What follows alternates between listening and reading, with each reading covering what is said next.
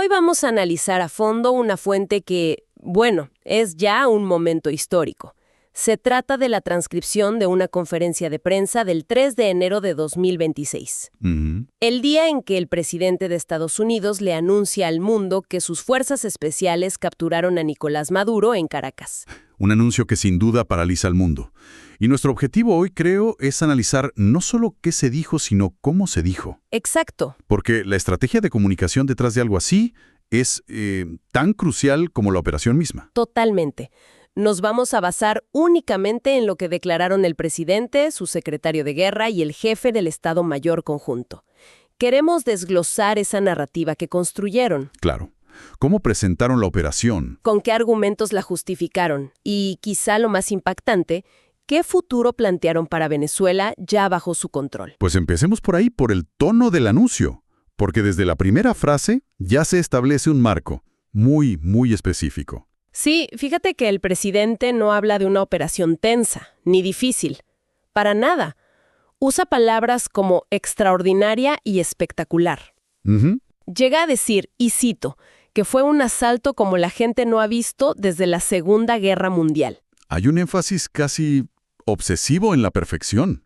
0 bajas estadounidenses, 0 pérdidas de equipo. Y ese lenguaje no es casual. Claro. Busca establecer desde el minuto 1 que esto no fue una misión arriesgada o un error de cálculo.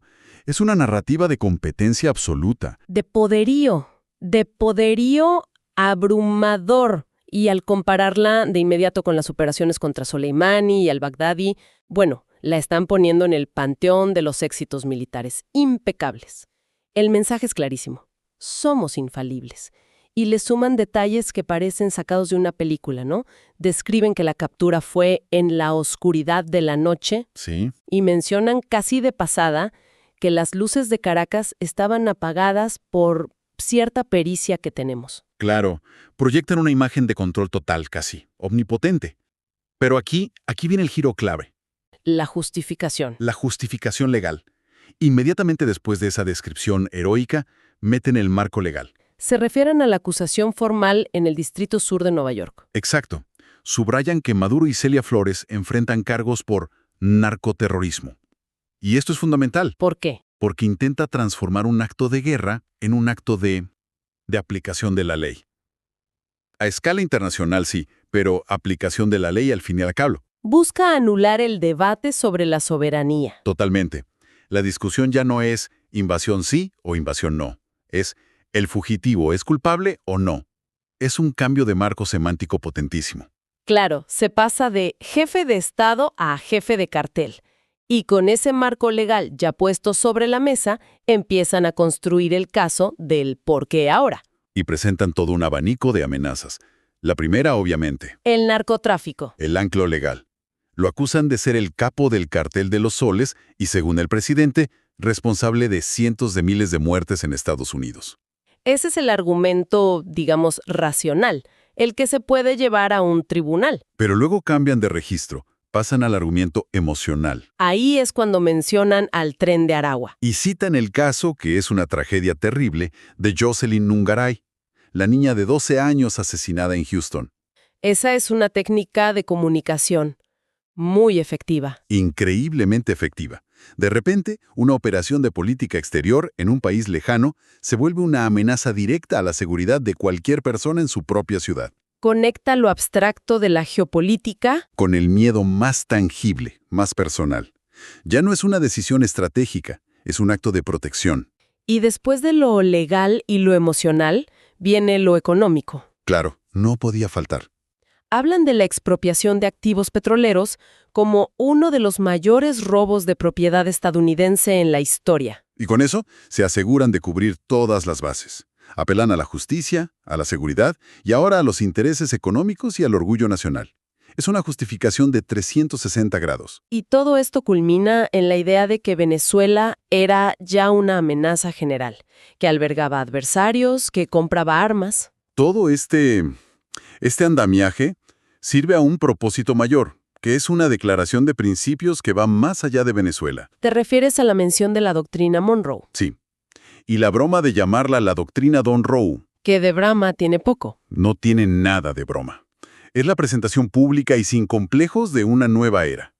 Es una reafirmación del dominio estadounidense en el hemisferio occidental. Un dominio que, en sus propias palabras, Nunca más será cuestionado. Cada amenaza que listaron antes, drogas, crimen, economía, se presenta como una violación a esa esfera de influencia que ahora se reclama con una fuerza, bueno, sin precedentes. y es justo aquí donde la conferencia da un giro que, creo, muchos no esperaban. Porque una cosa es una operación de captura, Y otra muy, muy distinta. es lo que anuncian para el día después. El plan para el futuro de Venezuela es, como mínimo, audaz. Es que rompe con décadas de política exterior. La frase clave, la que repite el presidente, es que Estados Unidos dirigirá el país. No dice ayudará ni supervisará, dice dirigirá. Dirigirá. Hasta que haya una transición segura, adecuada y juiciosa. Y cuando un periodista le pregunta directamente quién va a gobernar, la respuesta es escalofriante por lo simple que es, La gente que está de pie justo detrás de mí. señalando a su equipo de seguridad nacional, a los altos mandos militares. Y eso lo confirma todo. O sea, no se habla de un gobierno de transición civil ni de entregarle el poder a la oposición. No. Se habla, en la práctica, de una administración militar, o al menos tutelada por el aparato de defensa estadounidense. Es una declaración de ocupación, aunque no usen esa palabra. Y el petróleo, por supuesto, es central en este plan. ¿Cómo no iba a hacerlo? La idea que presentan es que las grandes petroleras estadounidenses inviertan miles de millones de dólares para reparar la infraestructura Que califican de podrida. y empezar a ganar dinero para el país. La lógica que presentan es pragmática, reactivar la principal fuente de riqueza de Venezuela. Pero es imposible ignorar que este plan también pone a los intereses corporativos de EU en el corazón de la reconstrucción.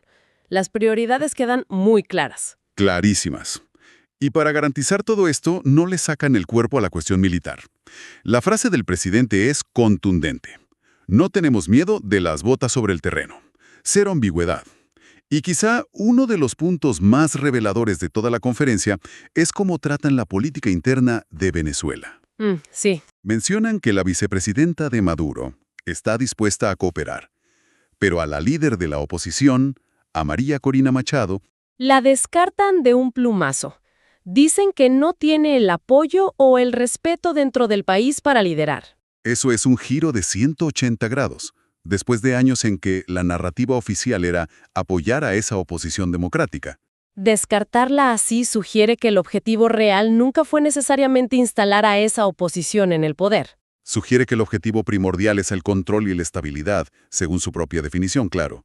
Parecen haber concluido que la oposición no les garantiza el resultado predecible que buscan. Y en vez de arriesgarse, Optan por gestionar ellos la transición directamente, quizás con figuras más maleables, sin importar de dónde vengan.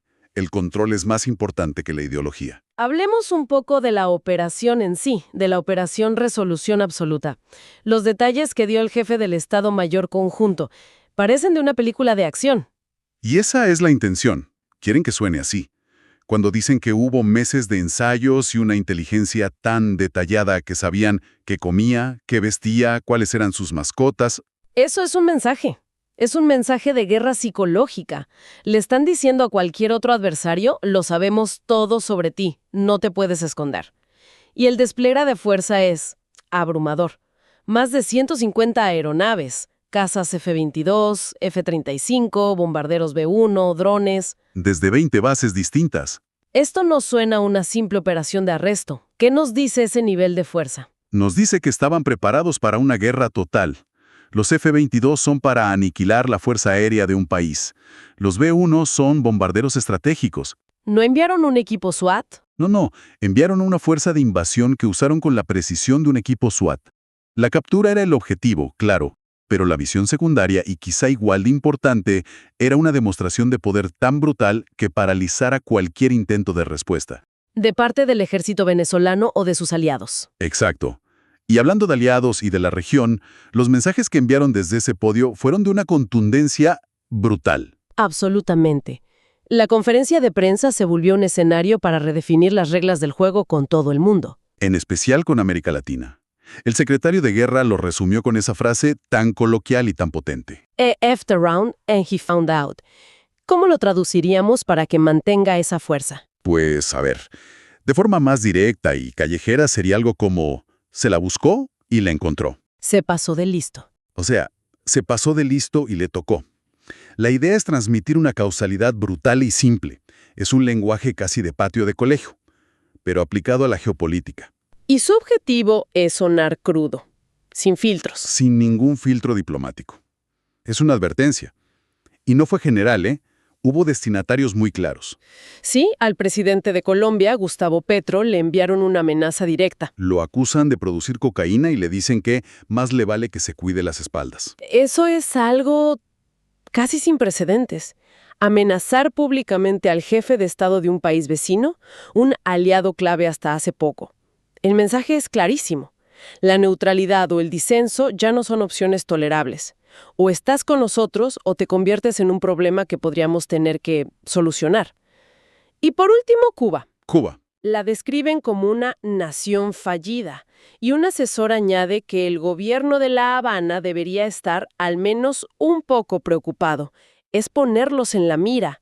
La operación en Venezuela se presenta como un modelo, un plan de acción que se puede replicar. Les están diciendo a La Habana y a otros, miren lo que acaba de pasar. Ustedes podrían ser los siguientes. Están usando el caso de Venezuela para redibujar a la fuerza el mapa de poder en el hemisferio. Exactamente. Entonces, para recapitular, tenemos por un lado la crónica de una operación militar que se presenta como un triunfo absoluto. De la precisión y el poderío estadounidense. Sí.